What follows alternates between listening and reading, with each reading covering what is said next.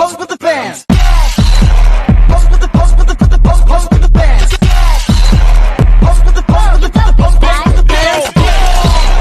Fans. Pose with the fans.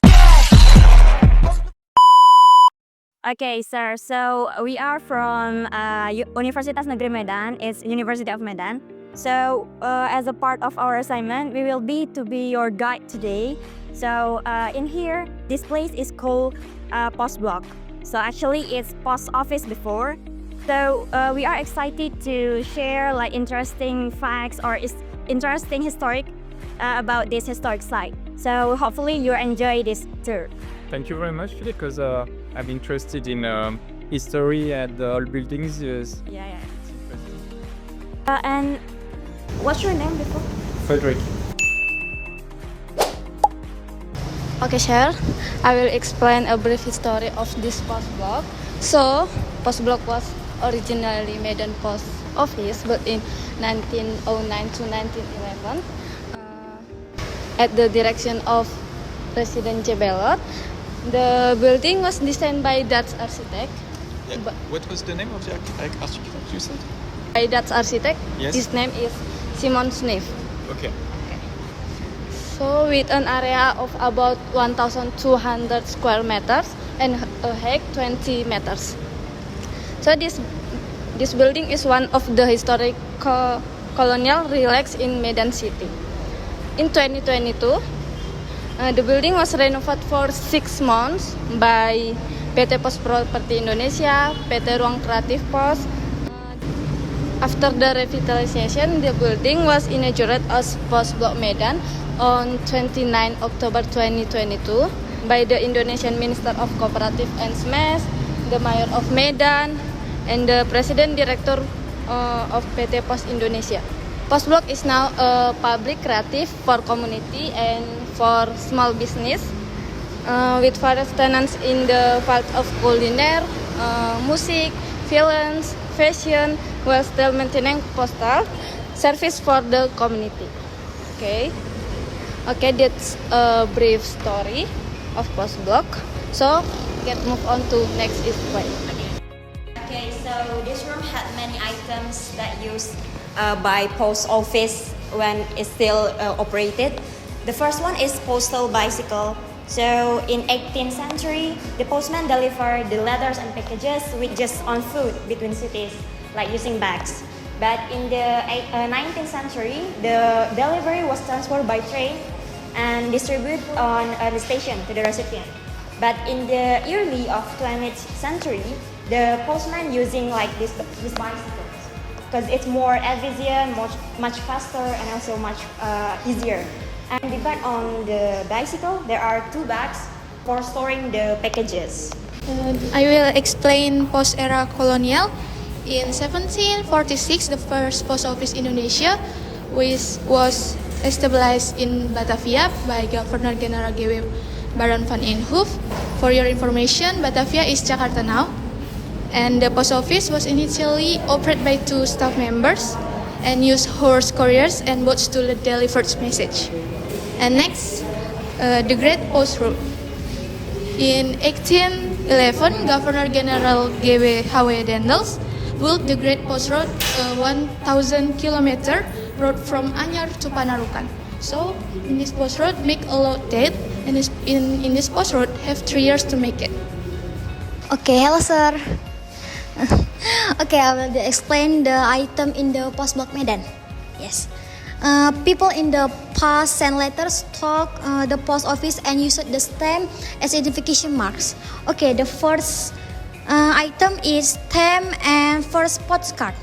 Thus is India's used the first postage stamp on 1st April 1874 with the image of the King William III, which were used a proof of payment for postal deliveries. And around 1874, the first postcards were released. Stamp is used the identity of the letter. After writing the letter is sent the post office and will arrive within a certain period of times. That's how the communication tools used to be. Okay, the next item is post office point. Post Indonesia is the only long-distance communication channel of the time, was getting the closer to the community and reaching all regions of the country. It is the proven by the number of post office spread across almost all parts of Indonesia, both in big city and remote areas. This Medan post office is now one of the historical place, and to commemorate the history, the building was not demolished but modified into a culinary place. But this post office is still operating. You can still send letter here. Okay, the next, my friend. Okay, next I will explain post after independence and post now and later. Okay, after independence, the postal server was taken over by the Indonesian government and became PTT, Post Telegraph and Telephone, with Suharto as a first head. After several name changes, on the 20th of June 1995, Post Indonesia officially became a BUMN with the name PT Pos Indonesia or Persero. Currently, Post Indonesia is developing as a provider of postal, courier, logistic, financial, property, and education services.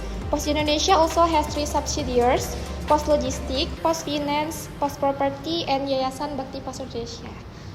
I'm going to explain the next items. It's called brief and box. It's a letter box. The brief and box is a mail collection box used for temporarily storing letters before postal workers collect them 3 times a day according to the set schedule. Made of cast iron, stands about 180 centimeters. This letterbox was introduced by the Dutch colonial government in 1829. And moving on to the next items. This printing machine, it's called Bratma. The Bratma printing machine was used in the 1950s to print Post customer data efficiently. It operated manually using electricity, using an addressograph disk to imprint data onto metal plates. Made by Bratma Forbes & Co., an Indian engraving machine company founded in 1767 by John Forbes of Scotland. And moving on to the spring scale, it weighs up to 10 kilos, commonly used in post office. It features a brass platform for durability and comes in greens and white with a brass pointer. Though its manufacturer is unknown, its design suggests it was made by Salter, a British scale company founded in the 1760s. That's it for me, and next one will be... Okay, so the next one is called franking machine. So this is like a device that prints on postage value and then date and post office location directly on the letters or postcards. So we don't need to adhesive stamps. And this machine is it's from France. Like the company is called Satas. Yeah. Okay, the next one is Berkel scale.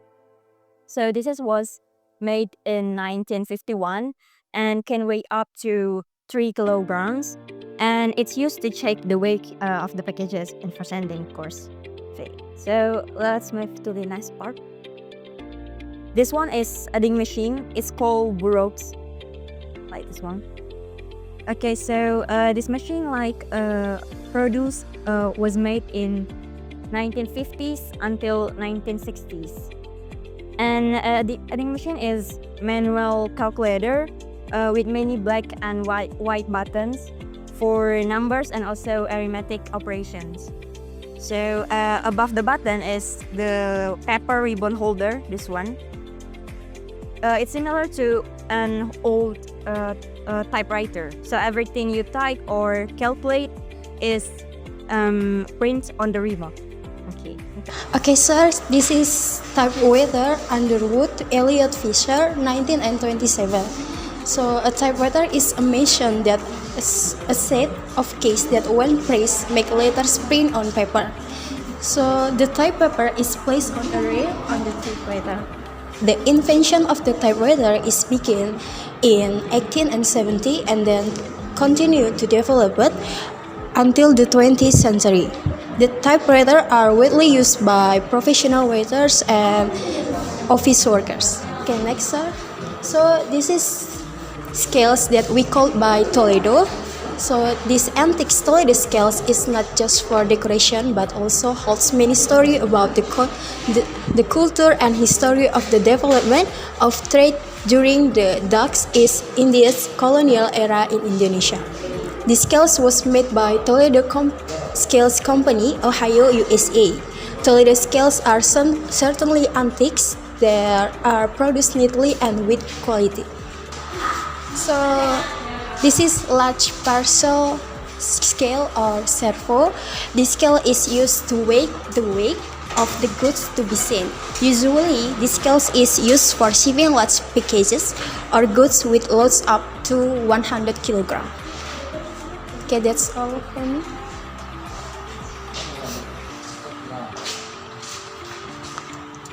Okay, sir.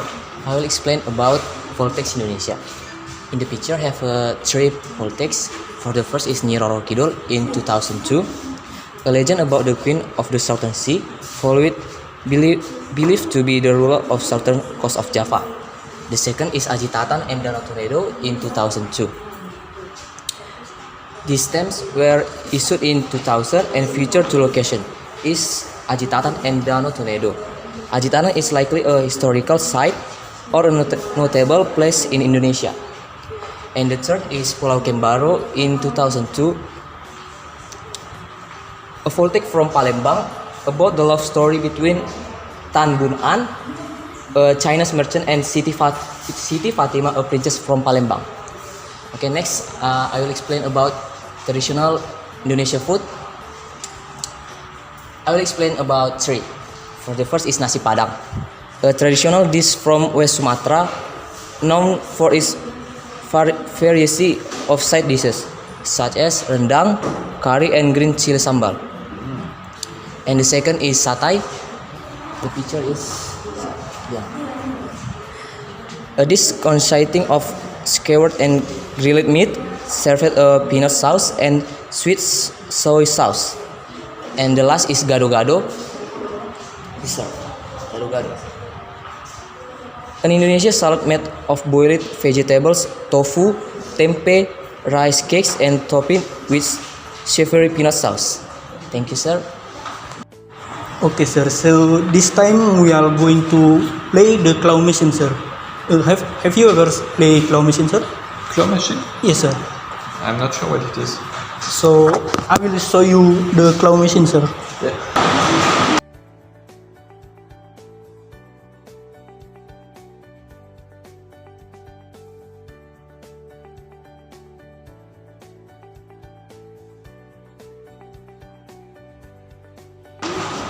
So this is the 4 claw machine in here, sir. I have to exchange a coin before, so if sir wanna play, I will give the coin to sir. It's to play, Yes, sir. to win. It's like gambling. Yes, sir.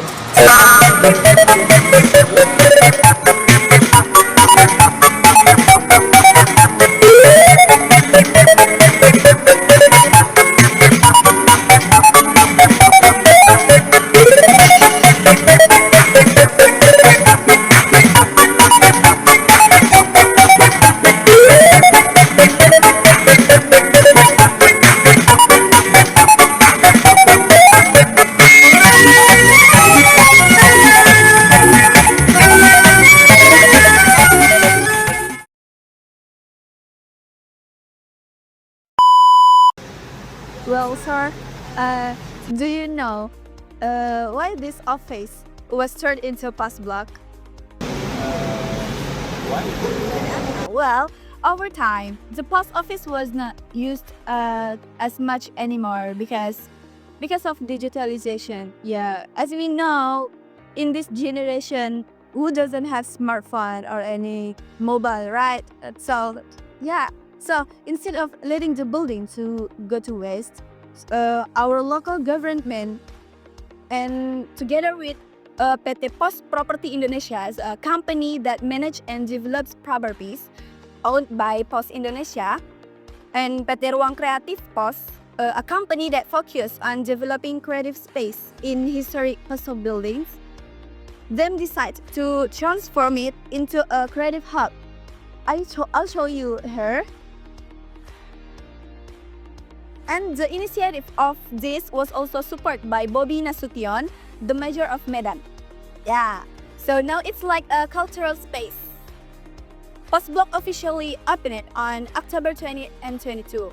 Yeah, like my friend said was before. Yeah. It's designed as a space for local artists, musicians, small businesses, and entrepreneurs to showcase their work. Yeah. The goal is to keep the city's heritage alive while also helping Medan's creative economy grow. And you know, it's become a trendy place for both locals and tourists. You will find a lot of cafes, art exhibitions, live music up there. Wow. Yeah. And pop-up markets there. Plus, the architecture still retains its colonial era charm. At there, yeah, making it a great spot for takeaways. Yeah. Apart from cafes and market, there are workshops, film screenings, and community events held regularly. It's also a great place to just relax and experience the local creative scene. Whether you're into music, art, fashion, or just good coffee, there's something for everyone. Yeah. You wanna buy something coffee? Yeah, it's good. You want coffee? I'll recommend it